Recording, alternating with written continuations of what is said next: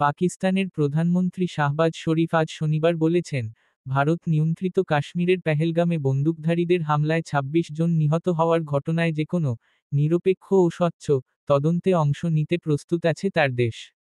এ হামলার ঘটনা নিয়ে প্রতিবেশী দেশ দুটির মধ্যে চলা চরম উত্তেজনার মধ্যে পাকিস্তানের প্রধানমন্ত্রী এমন মন্তব্য করলেন। পেহেলগামে ২২শে এপ্রিল ওই হামলার ঘটনা ঘটে। নিহত ২৬ জনের বেশিরভাগই পর্যটক।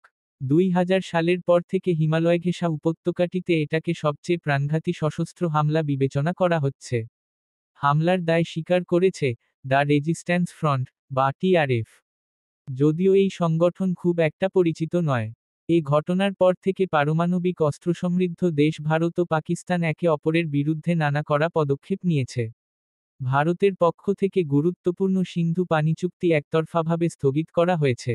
পাকিস্তান পাল্টা পদক্ষেপ হিসেবে সিমলা চুক্তি স্থগিত করেছে। ভারতীয় উড়োজাহাজের জন্য বন্ধ রাখা হয়েছে পাকিস্তানের আকাশসীমা। ভারতের পক্ষ থেকে ইঙ্গিত দেওয়া হয়েছে, পেহেলগামে হামলাকারীদের সঙ্গে আন্তঃসীমান্ত সংযোগ রয়েছে। যদিও পাকিস্তান এমন সম্পৃক্ততার কথা জোরালোভাবে অস্বীকার করেছে। কাকুলে পাকিস্তান মিলিটারি একাডেমিতে আজ শনিবার একটি প্যারেড পরিদর্শনের সময় ভাষণ দিতে গিয়ে দেশটির প্রধানমন্ত্রী শাহবাজ শরীফ বলেন, পেহেলগামের সাম্প্রতিক এই হৃদয়বিদারক ঘটনার দায় চাপানোর খেলার আরেকটি জ্বলন্ত উদাহরণ। এটা অবশ্যই বন্ধ হওয়া দরকার।